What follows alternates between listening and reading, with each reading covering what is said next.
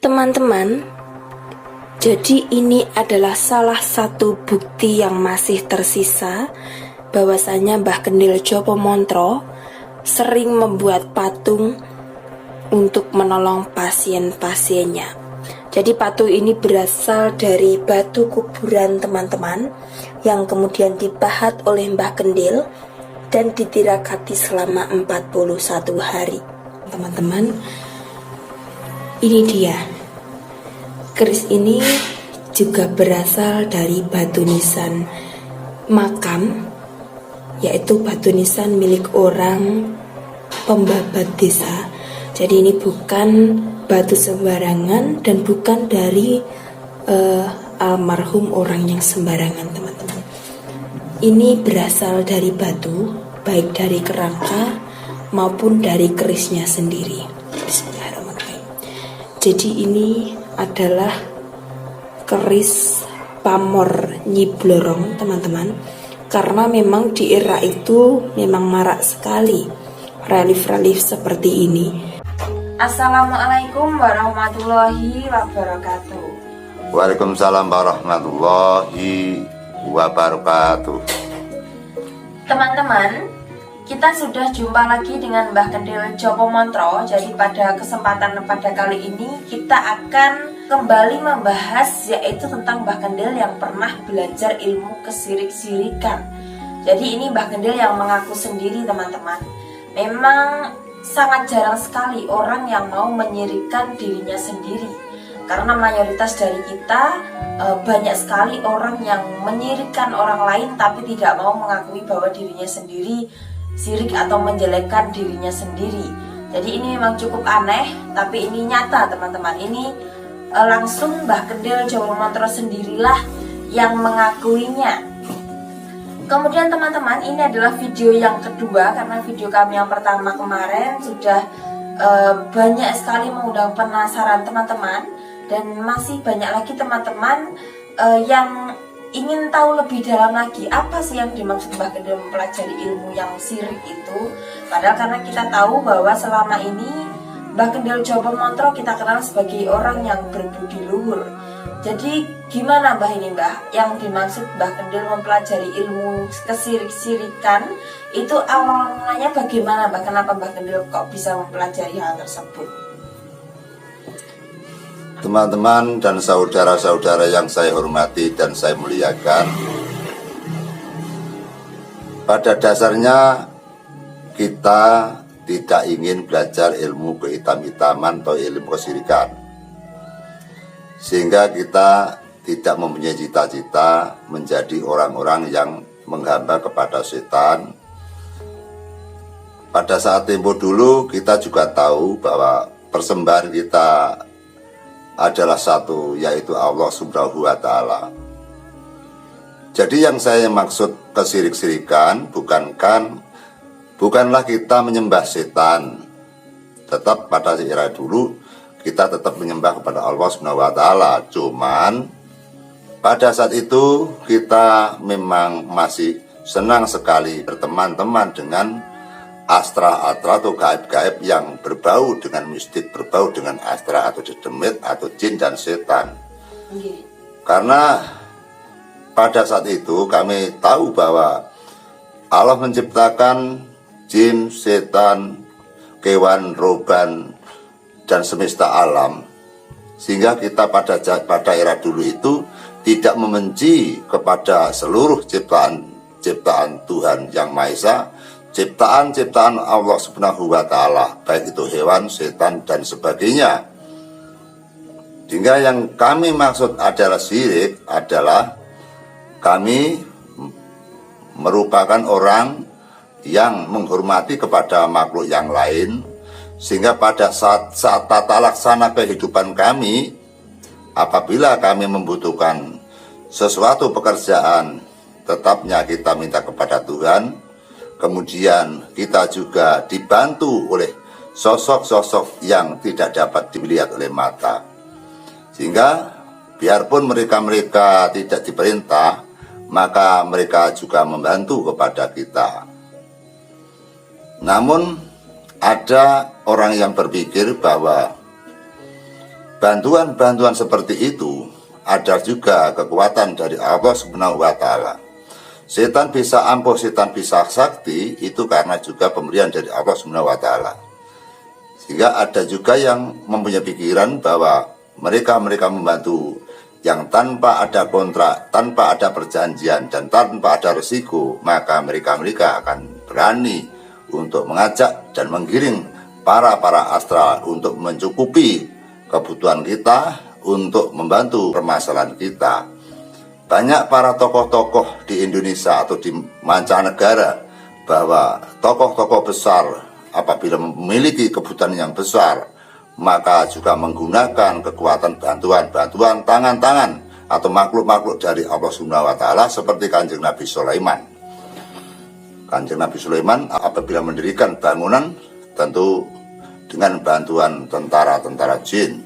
Barang siapa yang melihat atau yang menonton atau yang memiliki iblis dan setan, maka dipertanyakan ibadahnya, dipertanyakan syahadatnya, dipertanyakan Islamnya, dan dikeluarkan dari Islamnya dan dihukum sesuai dengan aturan tertentu. Dengan kalimat-kalimat itulah kami bersepakat di dalam hati saya ingin mengungkapkan perasaan saya.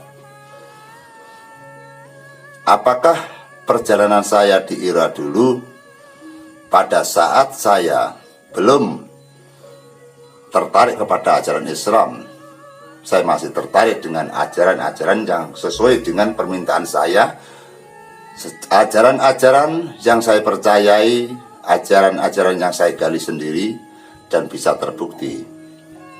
Sehingga pada era dulu kami membaca dari contoh-contoh sejarah-sejarah, misalkan sejarahnya yaitu pewayangan Pandito Durna, merupakan sosok guru yang besar, mempunyai murid yang bernama Palgunadi.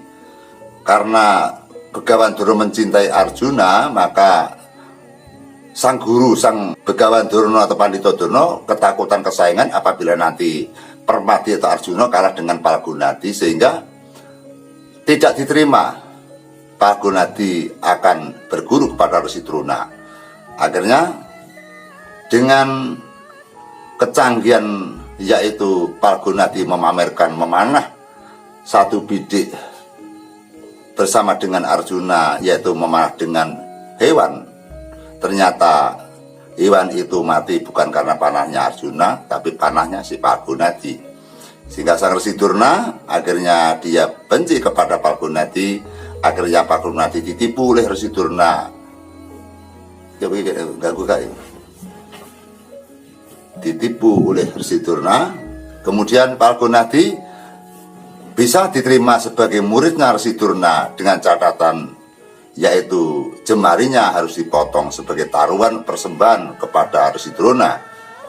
Karena Palgunadi saking cintanya kepada Resi Drona, mereka benar-benar ingin sekali menjadi murid Resi Drona. Akhirnya jemarinya yang satu dipotong oleh Resi Drona agar si Palgunadi tidak bisa memanah, akhirnya biar kalah dengan Arjuna.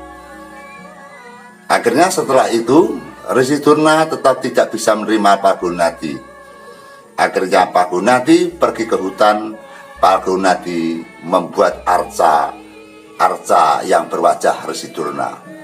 Palgunadi menganggap bahwa walaupun tidak bisa berguru kepada Resi Drona, tapi mereka bisa melihat Resi Drona dengan patung Resi Drona, maka Dewata yang agung, atau bahasa kita Allah SWT, akan memberikan kekuatan-kekuatan kepada Palgunadi.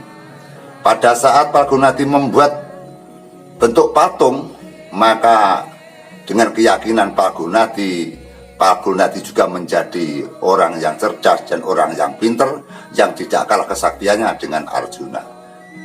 Seketika di tengah hutan itu ada patung Resi Drona. Arjuna sontak terkejut. Arjuna melaporkan kepada gurunya Resi Drona. Seketika Resi Drona mengamuk, patung Resi Drona dihancurkan oleh Resi Drona sendiri, sehingga Palgunadi diusir supaya kembali kepada negaranya.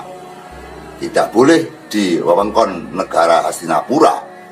Dalam penggapaian yoni atau uji penjabaran mantra doa, Mbah Kendil mencoba pengisian ke sebuah benda dengan cara ritual, lantunan-lantunan suara yang sama secara berulang-ulang di tengah malam. Alunan suara dan ke pusat pikiran yang disertai dengan yang dikirimi niat dan mantra doa. Kisah-kisah ini Mbah Kendil menirukan Eka Lauya dari Satria Parangbelung yang membuat patung Guru Durna.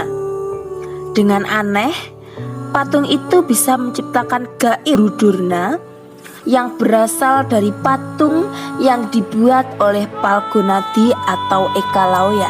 Begitu sakti Eka Lauya yang Arjuna hingga malu dengan Eka Lauya atau Palgunadi. Kisah ini dites atau ditirukan oleh Mbah Kendil, yaitu Mbah Kendil membuat patung Pendeta Wanara atau Resi Maitu yang berasal dari kuburan itu memiliki yoni dan gaib dan bisa untuk sarana media untuk menciptakan sugesti orang yang memiliki hajat agar berhasil. Seperti calon kepala desa yang gagal, yang kemudian berhasil, yang tidak perlu ditiru atau hanya sebagai wacana pengalaman dari Mbah Kendil Jopomontro. Yang perlu kita ingat adalah Mbah Kendil Jopomontro telah melewati masa-masa di mana beliau menolong orang dengan tidak karuan banyaknya. Bahkan sampai yang perlu kita perhatikan adalah kami membuat video ini bukan karena kami mencari pasien atau kami mempromosikan kapasitas Mbah Kendil Jopomontro, melainkan ini adalah sebagai wacana pengalaman Mbah Kendil Jopomontro. Bahkan Mbah Kendil pun juga bercerita dengan saya bahwasanya Mbah Kendil pun sudah lelah untuk promosi kapasitas Mbah Kendil. Jadi Mbah Kendil ini tidak didatangi pasien juga tidak apa-apa. Salah dan berdosa jika kita tidak membantunya. Jadi ketika Mbah Kendil membantu seseorang, pastilah tulus dari hatinya, tanpa memikirkan pamrih atau imbalan apapun. Itu sebagai contoh bahwa barang siapa percayanya melebihi daripada kapasitas, balu toh itu patung, kalau dipercayai maka akan menciptakan kekuatan yang dahsyat. Dengan kisah-kisah Palgunadi yang membuat patung tersebut, sontak saya menirukan apa yang ada di sejarah Mahabharata tersebut. Sampai saya didatangi sosok berupa manusia. Dia mengaku sebagai penghuni dari Tangkuban Perahu. Dia ingin ikut saya, kemudian saya membuat perahu tersebut. Paginya saya mengerahkan berbagai orang untuk membuat perahu bersama OBA-nya. Kemudian perahu saya bungkus dengan mori. Kemudian setiap malam saya sajikan beberapa piranti-piranti agar perahu tadi yang saya bungkus mori itu mempunyai nilai-nilai yang sangat dahsyat seperti Resi Drona pada saat punya murid Palgunadi dulu. Akhirnya perahu yang dibungkus dengan mori tersebut saya masukkan ke dalam kamar saya. Setiap saat saya meminta kepada Tuhan Yang Maha Esa, meminta kepada Allah Subhanahu wa Ta'ala agar perahu itu menjadikan perahu yang sakti. Akhirnya pada saat itu saya punya murid yang banyak, pasien yang banyak. Saya ingin mencoba kekuatan ilmu saya. Apakah ada kemanjuran atau enggak perahu yang saya rajah tadi?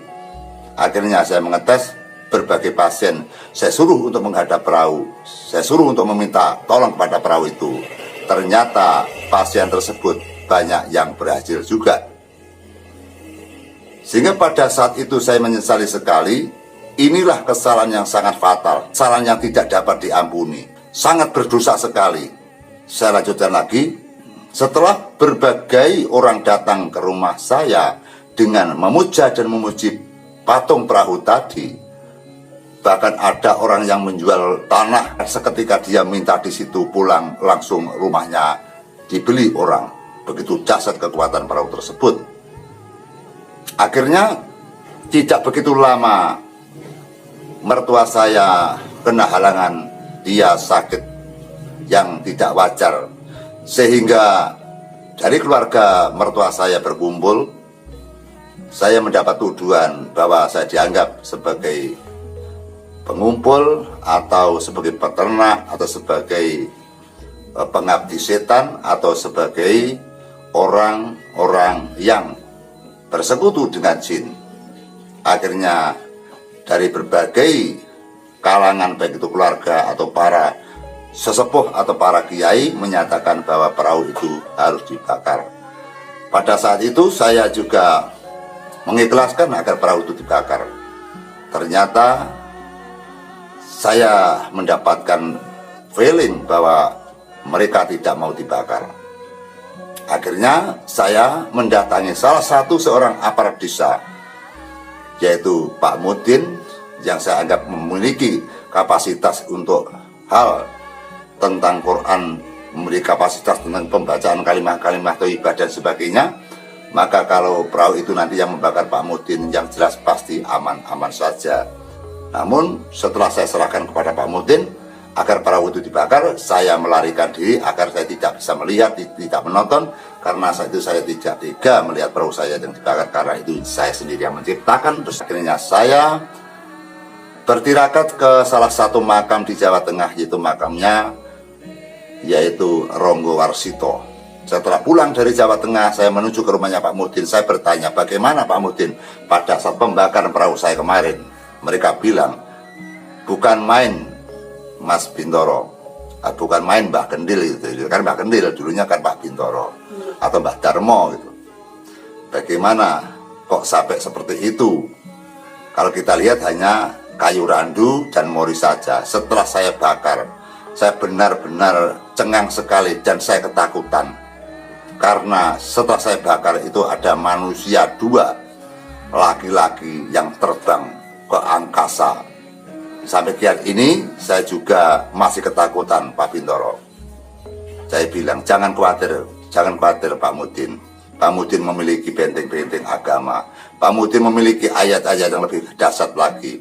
Pak Mudin adalah merupakan orang tokoh agama yang memiliki kapasitas dan memiliki kepercayaan dan ketakwaan yang kelas tinggi. Akhirnya Pak Mudin juga minta sesuatu minuman agar mereka juga selamat, dan Pak Mudin saya kasih air aqua agar diminum. Sampai bertahun-tahun juga tidak ada masalahnya. Kejadian-kejadian yang seperti ini yang saya anggap saya bersalah dan saya berdosa. Teman-teman yang berbahagia, pada dasarnya dulu kami juga tidak ingin menyirikkan, tetap kita persembahkan kepada Allah Subhanahu wa Ta'ala. Kenapa saya membuat perahu? Saya hanya agendanya menirukan kepada sejarah budaya, yaitu Mahabharata, Resi Drona yang punya murid Pak Gunadi membuat patung yang benar-benar dipersembahkan, dipuja-puji, juga ada keramatnya, juga ada yoninya. Seperti halnya saya juga demikian ingin seperti Pak Gunadi, ternyata juga terbukti.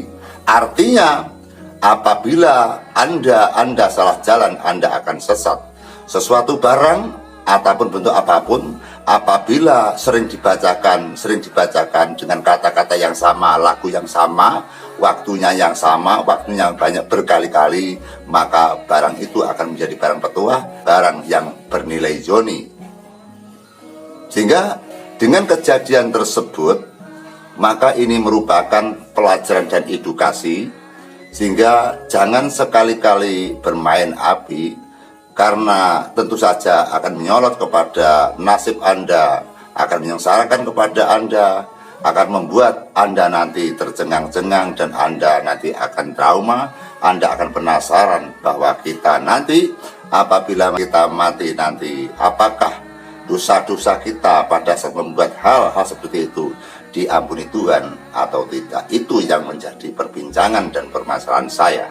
Saudara-saudaraku yang saya hormati, pada saat dulu saya tidak ingin menyekutukan Tuhan, saya hanya ingin membuktikan apakah saya mempunyai kemandirian, apakah saya punya kemanjuran, apakah saya itu punya kelebihan yang saya wujudkan, yang saya berikan, yang saya masukkan ilmu saya dan kekuatan saya masukkan ke sebuah perahu yang saya mantrai, yang saya doakan.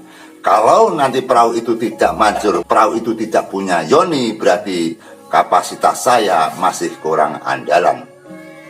andalan dan tidak harus ada buktinya. Saya buktikan ke dalam perahu, ternyata perahu itu juga sangat berioni kelas tinggi. Terbukti banyak orang yang minta tolong perahu, banyak yang berhasil, banyak juga yang minta tolong kepada perahu, itu sukses semua. Namun kesuksesan keberhasilan itu sebenarnya semata-mata bukan jinnya yang bisa membuktikan keberhasilan, melainkan hanya Allah yang kuasa memberikan keberhasilan. Hanya sayang saja bahwa itu adalah merupakan barang yang tidak patut dipersembahkan, yang tidak boleh diagung-agungkan. Jadi ringkasnya bahwa niat saya dulu membuat patung itu bukan untuk syirik, bukan untuk menyekutukan, tapi saya hanya ngetes kepada jiwa saya, apakah saya mampu tidak menciptakan barang yang manjur, menciptakan barang yang mandi, menciptakan barang yang sakti. Kalau yang diciptakan sakti, otomatis yang menciptakan lebih sakti. Itu yang saya maksud. Namun dengan hal tersebut, tetap saja bahwa perbuatan itu adalah perbuatan yang nista, perbuatan yang tercela, perbuatan yang dibenci Allah, perbuatan yang tidak disetujui oleh berbagai kalangan, atau perbuatan yang dilarang oleh agama termasuk Kanjeng dan Nabi Rasul. Itu kan pengalaman yang lalu, saudara. Itu pengalaman di tahun 1994 atau 93. Ini yang saya ceritakan, ini pengalaman tempo dulu. Yang real, Bang, ya? Yang real. Ini saya membuat perahu, bukan saya yang membuat, tapi yang membuat adalah masyarakat sana di Desa Tanggilan Padangan, Kecamatan Paku, Kabupaten Kediri. Saya masih berumah tangga di sana. Sehingga ini bukan cerita bohong, ini bukan cerita abal-abalan, ini kisah nyata. Kemudian saya bungkus. Yang membakar perahu itu juga tokoh desa atau tokoh agama, yaitu Pak Mudin. Karena saya percaya Pak Mudin pasti aman, karena berkaitan dengan sifat-sifat bangsa Astra atau bangsa yang tidak dapat dilihat oleh mata. Dasar-dasar dulu saya membuat hal-hal yang aneh-aneh itu, yang pertama adalah saya ingin ngetes kepada kemampuan saya yang saya bertapa ke sana kemari, ada nggak kesaktian yang ada di dalam tubuh kita? Adakah yoni yang ada di dalam tubuh kita? Dipercaya tidak saya itu kepada Tuhan bahwa saya memiliki kehendak seperti ini? Diberi kemanjuran nggak sama Tuhan? Itu yang saya maksud seperti itu. Sehingga kami tidak punya niat untuk menyekutukan. Saya hanya ingin ngetes pribadi saya yang saya kangelan, yang saya sengsara, melakukan bertapa, melakukan topong rame, melakukan melean berpuasa, dan mengambil berbagai mantra dari guru-guru. Setelah mendapatkan, saya berusaha untuk menciptakan barang yang saya raja, yang saya masuki dengan kekuatan ilmu saya. Terus kemudian, apakah barang perahu ini mempunyai naluri, mempunyai kekuatan dasar apa tidak, saudara?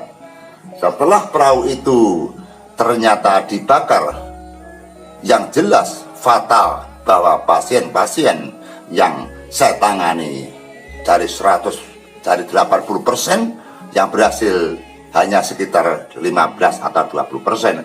Artinya faktor-faktor dukungan dengan faktor-faktor dukungan dengan makhluk-makhluk astral, termasuk dengan kinan atau sugesti yang ada di dalam perahu itu sangat berpengaruh sekali kepada pasien.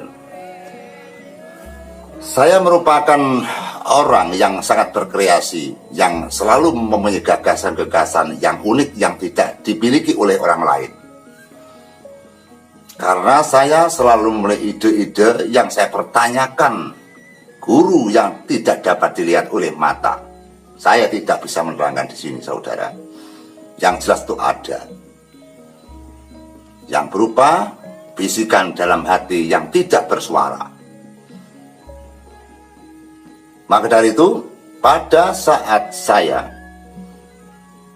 yang punya ilmu berguru kemana-mana, saya mengalami kehancuran ekonomi karena saya sudah meninggalkan dunia supranatural, meninggalkan dunia kasaban, meninggalkan menolong orang.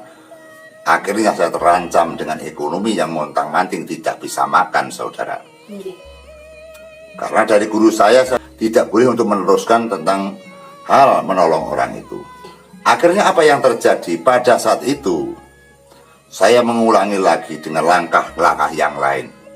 Saya masih belum percaya adanya perahu.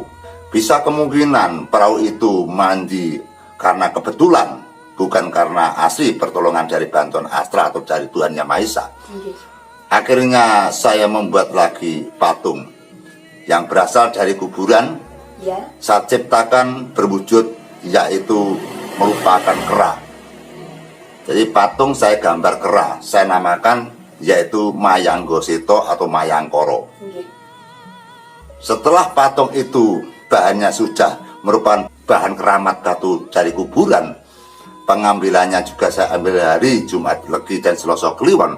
Ya. Maka patung itu juga ada sosok-sosok yang menghampiri dia. Nggih. Karena juga saya masuki beberapa amalan dan doa, yaitu Mayangkoro atau Mayanggosito. Berkali-kali itu saya tes. Patung itu juga mempunyai nilai yang tinggi, yang aneh sekali. Patung itu setiap hari Jumat saya kasih makan kacang, karena kacang identik dengan kera. Ada keelokan kejadian patung bikinan saya Nggih. yang saya gunakan untuk menolong orang. Dalam arti saya ingin ngetes kepada hasil ciptaan saya itu manjur apa tidak, sakti apa tidak, ada yoninya atau apa tidak. Ya. Pada saat dulu saya dipasrai oleh salah satu orang untuk yaitu menjadi calon kepala desa atau bapak kades atau pilihan kepala desa. Nggih. Saya dimintai bantuan untuk mendukung kepada salah satu calon kades dibawa ke wilayah Tulungagung. Nggih. Saya tidak etis menyebutkan nama atau orangnya atau desanya karena nanti keluarganya nggak nyaman. Nggih. Saya dimintai tolong salah satu keluarganya dan mereka yang ingin maju jadi lurah atau kepala desa, yaitu di daerah Tulungagung atau ruang lingkup di Kecamatan Kalidawir. Nggih. Ini yang saya ceritakan di Kalidawir dulu, nanti kita meranjak menolong kepala desa di daerah Ngunut atau Kacangan. Nggih. Pada saat itu saya diberikan rumah kosong karena kalau masuk ke daerah orang lain itu kan tidak boleh. Karena ada waktu hari tenang, barang siapa atau siapapun yang masuk di tengah malam atau siang hari tenang itu kan tidak boleh, kecuali hanya warga sendiri, karena dulunya dijuluki banyak boto-boto yang ngebom dengan uang atau nyogok-nyogok dengan uang biar aman dan steril, maka penduduk orang lain tidak boleh masuk ke desa itu. Kemudian saya kurang 3 hari sudah dimasukkan di rumah kosong. Nggih. Nah, saya mendekengi dengan salah satu calon lurah, yaitu dengan huruf P. Nah, saya kasih huruf P saja. Ya. Akhirnya setelah saya datang ke sana, ternyata yang mendukung tidak hanya saya sendiri. Banyak para norma, bini sepuh, bahwa para kiai yang mendukung kepada aktor P yang menjadi kepala desa tadi. Akhirnya pada suatu saat besoknya akan pilihan kepala desa, jelas di dalam agenda aturan pedesaan sudah menjadi tradisi bahwa setiap ada pilihan kepala desa pasti rakyat membutuhkan uang pengganti pekerja, artinya uang pengganti pekerja. Akhirnya si inisial P tadi atau calon kepala desa yang berhuruf P tadi menjanjikan akan memberikan uang ganti kerja, uang untuk menyoblos, uang ganti untuk menuju ke kantor desa dengan sekian rupiah. Ternyata pada malam itu calon lurah P dia menangis atau dia susah, uang yang diharapkan untuk membagi-bagi pada masyarakat itu gagal total karena dia akan dipinjami atau akan diberi kepada salah satu, yaitu bisa dikatakan praktisi saja. Ya. Ternyata dia calon lurah itu sudah dijanjikan para praktisi beri uang sekitar 1 miliar. Ya. Karena uang 1 miliar itu adalah uang penyerahan penggandaan uang. Jadi lurah itu menyerahkan uang 100 juta sama dukun tadi atau oknum dukun tadi akan diganti 1 miliar. Sehingga kebutuhannya dia untuk macam lurah untuk mencukupi sangunya masyarakat, 1 miliar sudah cukup. Tapi ternyata pada hari H, si oknum dukun tadi menyatakan gagal, dia menarik penggandaan uang. Akhirnya si calon P tadi nangis tersentak karena dia akan malu dengan para kader-kadernya. Pada saat itu saya ada di penampungan, saya dikabari oleh salah satu anggota anak buah lurah tersebut bilang begini, Pak Gendil, ini acaranya gagal total karena pilihan lurah ini besok jago kita akan kalah. Karena nama yang depannya P, Pak P tadi ya, itu dia tidak bisa memberikan uang sangu, otomatis besok pasti kalah gitu loh. Sehingga ini kader-kadernya dibubarkan saja. Saya bilang jangan dibubarkan dulu. Saya tak berpikir sejenak. Akhirnya saya memerintahkan kepada anak buah saya yang bernama Pak Sukamto. Pak Sukamto, bawa patung Mayangkoro ini. Patung ini tunjukkan kepada calon lurah yang bernama P. Tantang calon lurah yang bernama P. Kalau dia ingin jadi kepala desa, calon lurah itu harus bersedia untuk menyembah 7 kali patung ini. Jadi patung tadi terus dibawa oleh Pak Sukamto menuju ke rumahnya P, calon lurah P tadi. Nah, di situ sudah ada banyak paranormal yang kepalanya sudah ngeledak-ngeledak di kursi-kursi karena sudah tidak ada harapan itu, karena sudah tidak ada uang, sudah tidak jadi itu. Akhirnya dengan Pak Tod datang, P tadi dibilangin, Pak, kalau kamu ingin jadi lurah, pesan daripada Mbak Gendel, coba ini dibawa ke kamar tengah, sembah 7 kali, besok Saman bakal jadi lurah. Akhirnya calon kepala desa itu yang bernama P tadi percaya kepada Pak Tod dan percaya kepada saya, masuk kepada kamar, kemudian patung itu disembah, disujudi 7 kali.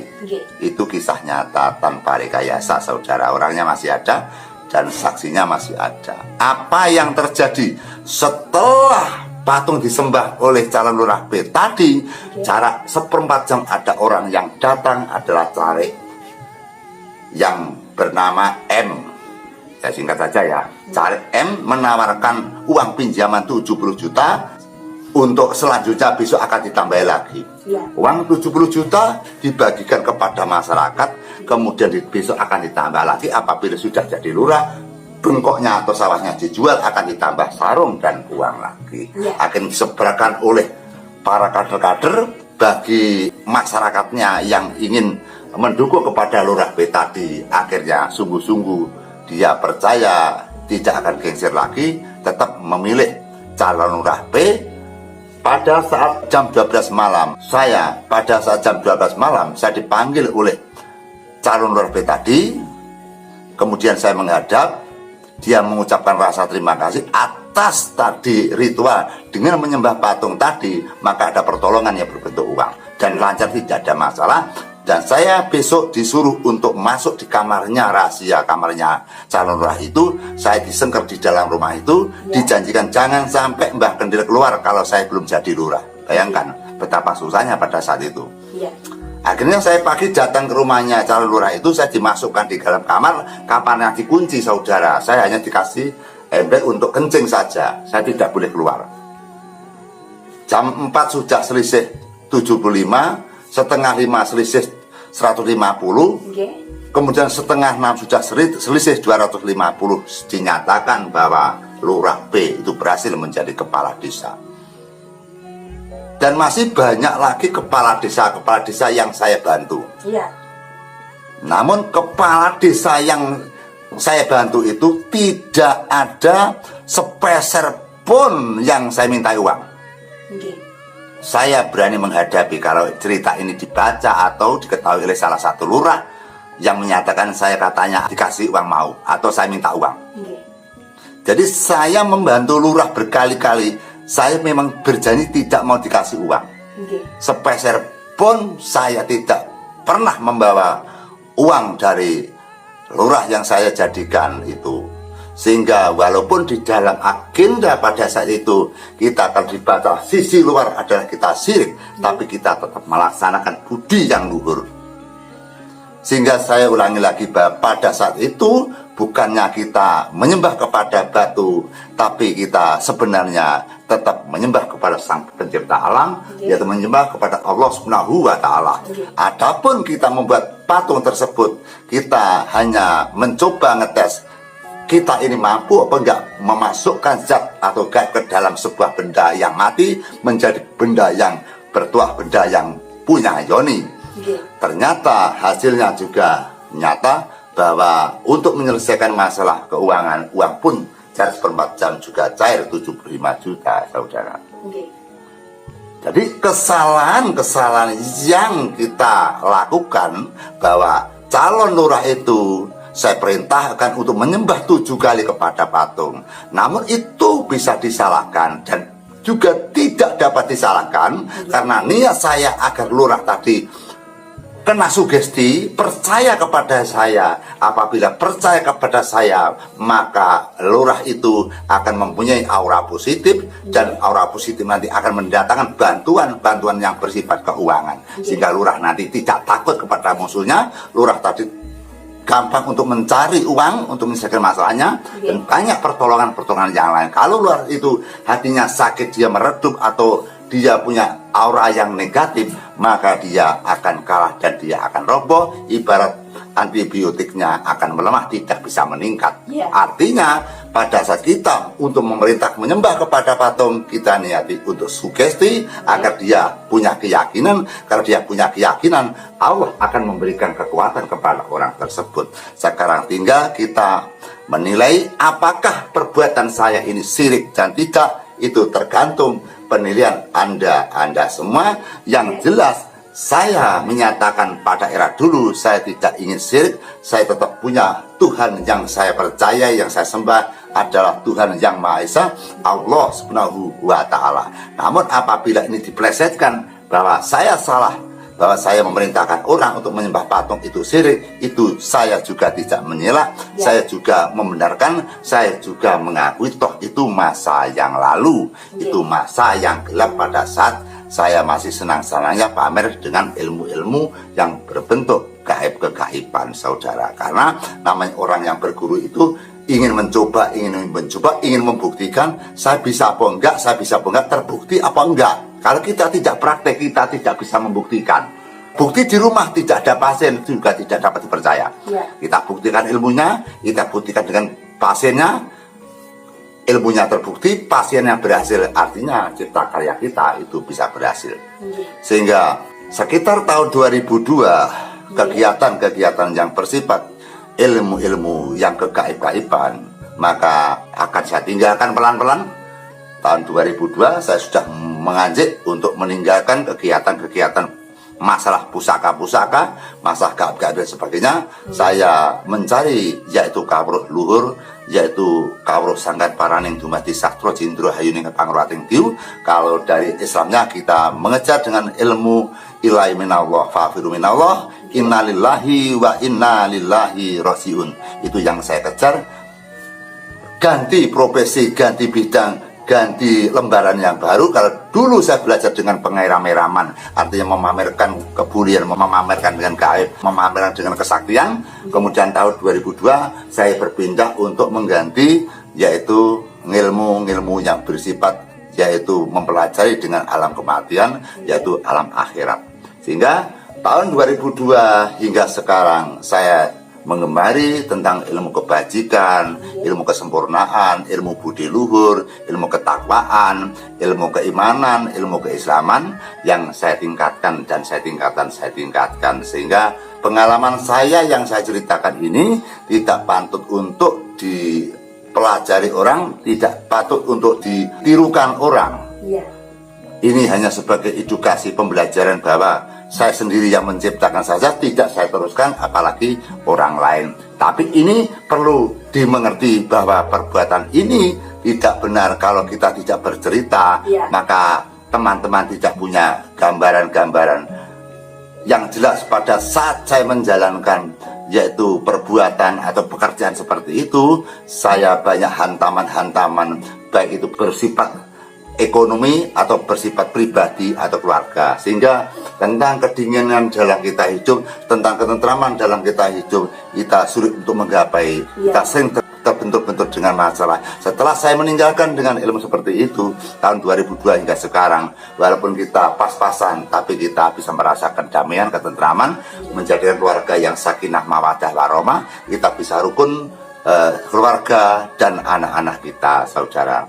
Maka dari itu, berbagai pengalaman yang seperti ini, kita apabila kita belajar ilmu, maka kita harus pakai ilmu yang sempurna dulu. Kita pilah dan pilih, ini ilmu apa, gurunya siapa, ada sumbernya apa tidak, yang perlu kita perhatikan seperti itu.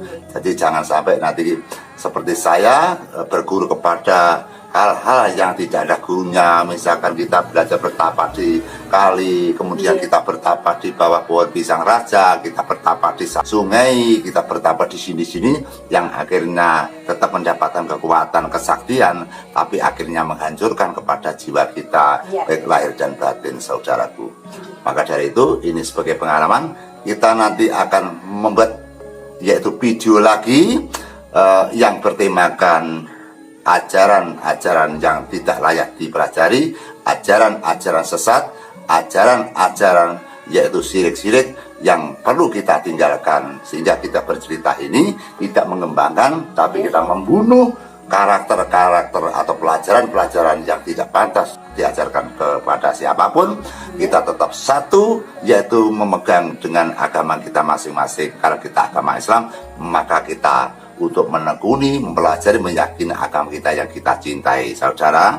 Ini nanti akan berlanjut lagi, yaitu dengan kekuatan-kekuatan, yaitu dengan pengalaman-pengalaman ilmu kita. Ini tadi judulnya kan orang untuk menyembah kepada patung. Ini judulnya nanti orang untuk menyembah patung. Jadi besok judulnya sudah lain lagi, Mbak Lulu. Besok judulnya tetap kita menolong kepada orang, mendirikan lurah, tapi kepercayaannya bukan masalah patung, masalah yang lain. Itu besok gitu. Sehingga setiap konten kita mempunyai judul yang berbeda sebagai acuan agar kita punya pelajaran, punya pertimbangan, kita bisa memilah-memilih, jangan sampai kita salah jalan. Yang jelas di dunia itu ada dua, kepangeranan dan kepamer-pameran. Karena kepangeran kita langsung ke agama Islam, bisa agama suci, berkitab-kitab, kita menjalankan ibadah. Kayak kepamer-pameran, orang mencari kesaktian, orang sombong, orang mengebung harta benda, orang yang mencabuli orang memperkosa orang, membunuh orang, itu faktornya ke pengeram-eraman. Kalau kepangeranan kita ketakwaan kepada Tuhan Yang Maha Esa atau SWT, kalau kepamer-pameran orang yang mencari pesugihan, kekayaan, membunuh orang, memperkosa orang, kesaktian dan sebagainya, itu hal yang ke pamer-pameran. Maka yang kita pilih adalah kepameran, adalah berbakti kepada Allah SWT. Waktu yang kembalikan, Mbak. Ya, Mbak, ini pertanyaan, Mbak. Ya. Kita tahu bahwa orang ketika berteman atau kita seperti Mbah Kendil kan menciptakan sebuah perahu, dan di situ kan juga didiami oleh dua sosok, Mbak. Ya. Di kalangan masyarakat umum ini yang namanya berteman dengan jin itu kan nggak boleh. Ya, boleh. Nah, terus dalam pertanyaan saya kali ini adalah bagaimana ketika orang itu berteman sama jin yang dikatakan itu syirik atau tidak boleh, tapi dengan perkenalannya dia itu dengan sosok tersebut, dia itu dipergunakan untuk menolong orang gitu. Ya. Gimana itu, Mbak? Itu tergantung pada penilai pribadi kita sendiri. Ya. Bahwa ada orang yang mengecap bahwa apapun bentuknya kita minta bantuan jin atau sosok yang lain itu tetap melanggar norma-norma agama, melanggar aturan Allah, melanggar aturan Nabi dan sebagainya. Tapi juga ada orang atau yang berkeyakinan lain, walaupun itu berupa astral atau berupa jin, asalkan untuk menolong orang dan orang itu benar-benar merasa syukur bisa ditolong, itu juga dianggap perbuatan yang baik, juga dianggap itu amal-amal yang baik. Maka dari itu kita bersumber ke yang mana itu, yang sumber yang kanan apa yang kiri, sehingga kita punya keyakinan yang berbeda. Yang kita tidak boleh untuk memaksa kehendak orang lain harus ikut kita, tidak boleh. Kita harus memberikan jalan yang lurus. Yang jelas kita sudah punya wadah, yaitu agama Islam, agama suci. Kita tetap memakai jalur-jalur agama yang benar sudah terbukti, yang dirasakan dahulu kala hingga sekarang. Banyak orang-orang atau tokoh-tokoh orang yang benar-benar menghamba Allah, benar-benar yang mengerti tentang yaitu Al-Quran dan hadis dan sebagainya. Dia hidup yang nyaman, hidup yang tentram, dan ekonomi yang mapan, dan ekonomi yang benar-benar bisa terkendali, tidak kekurangan dan tidak kecingkrangan bagi orang-orang yang lepas daripada agama tersebut. Kemudian dia nabrak-nabrak, bingung mencari uang, yang akhirnya menjurus kepada perampokan, pembegalan, dan pencurian karena tidak ada pondasi rem-rem yang kuat. Itu Mbak bedanya. Ya teman-teman, jadi dari sini kita belajar bahwasanya memang orang seperti Mbah Kendil ini yang kita kenal, mungkin teman-teman menganggap bahwa Mbah Kendil ini adalah sosok orang yang berbudi luhur, itu juga memiliki masa lalu yang luar biasa, cukup melenceng dari ajaran agama atau salah jalan, Bang. Ya. Jadi ini juga menjadi pelajaran bagi kita semua, bahwasanya Mbah Kendil tadi juga menjelaskan bagaimana efek samping ketika kita itu melakukan hal seperti yang Mbah Kendil lakukan. Jadi ini dipertegas lagi, Mbak, ketika Mbah Kendil itu setelah melepaskan sosok atau dua sosok yang ada di perahu itu kan efek sampingnya kan jelas sekali dari Mbah Kendil menolong orang dengan mudah. Kemudian setelah sosok itu pergi menjadi sulit, Mbak. Sulit. Kemudian selain itu efek apa lagi, Mbak, yang setelah sulit kan kita bertapa 8 tahun, kita topong rame menyucikan diri. Setelah kita bertapa 8 tahun kembali sukses lagi, punya kemanjuran lagi. Tapi tetap kita ingat bahwa setiap kita menolong orang itu pasti ada dua min dan kadang berhasil dan tidak, kadang berhasil dan tidak, kadang tidak dan berhasil. Jadi faktor kita menolong orang tidak bisa kita pastikan berhasil, karena kita hanya meminta, kita hanya berdoa, kita hanya merupakan doa yang kita banggakan, kita andalkan, sehingga kita nanti kita menolong berhasil atau enggak kita tidak bisa ditanyakan. Kita hanya pasrah kepada Tuhan saja. Ini nanti saya kerjakan, apabila berhasil ya alhamdulillah, tidak berhasil berarti bukan jodohnya, itu aja, Mbak. Yang perlu kita tandaskan pada tempo dulu, walaupun itu bisa dikatakan itu perjalanan yang sirik, tapi itu bagi saya pada saat itu, saya hanya ingin mencoba dan ngetes atas kualitas saya saja. Sehingga pada saat itu saya juga tetap menjalankan ibadah, kemudian kita juga percaya dan kita berbakti pada Allah SWT. Sehingga faktor-faktor saya menunjukkan kepada calon agar menyembah kepada patok itu hanya siasat saja agar si lurah itu bisa saya jatuhkan, bisa percaya dengan saya. Kalau mereka dengan percaya dengan saya, pasti doa-doa saya pasti akan dikabulkan oleh Allah. Itu saja, sehingga bisa dikatakan syirik dan bisa dikatakan tidak. Karena apa? Karena niat saya adalah baik, niat saya hanya memberikan sugesti kepada orang yang saya tolong itu, Mbak. Jadi tergantung pandangan kita lihatnya dari mana gitu. Betul sekali. Ya teman-teman, video kami pada malam hari ini yang baik silahkan dipakai, yang buruk silahkan dibuang, teman-teman. Jadi mari sama-sama kita filter, sama-sama kita bijak menggunakan media sosial.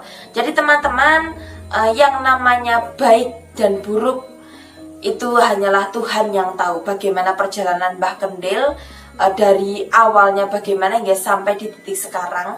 Jadi yang kita tahu Mbah Kendil yang sekarang adalah orang yang berbudi luhur.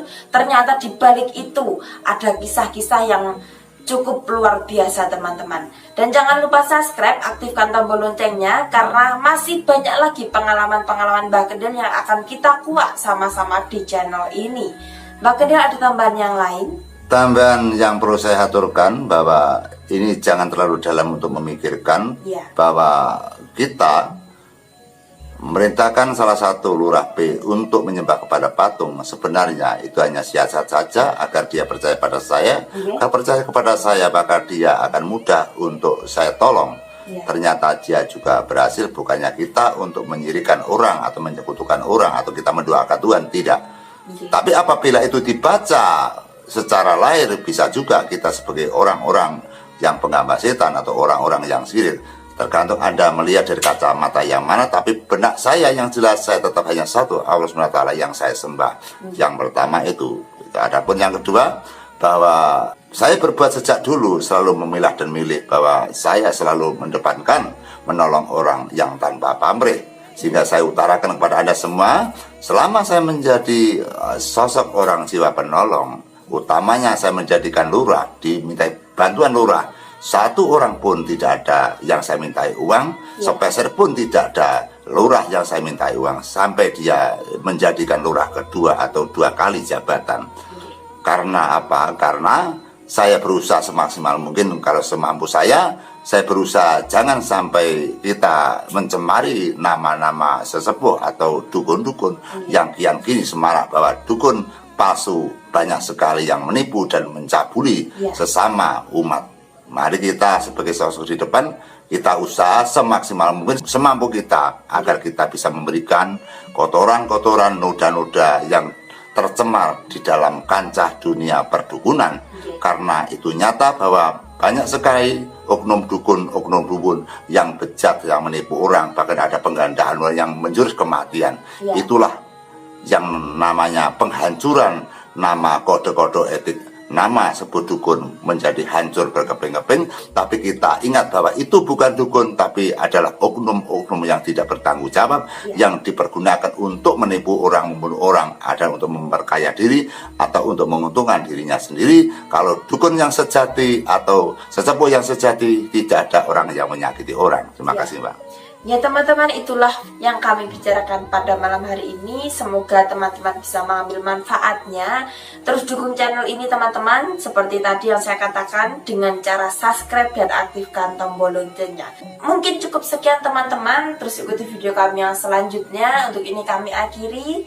Wassalamualaikum warahmatullahi wabarakatuh. Waalaikumsalam warahmatullahi wabarakatuh. Sugeng rayu kang pinanggih.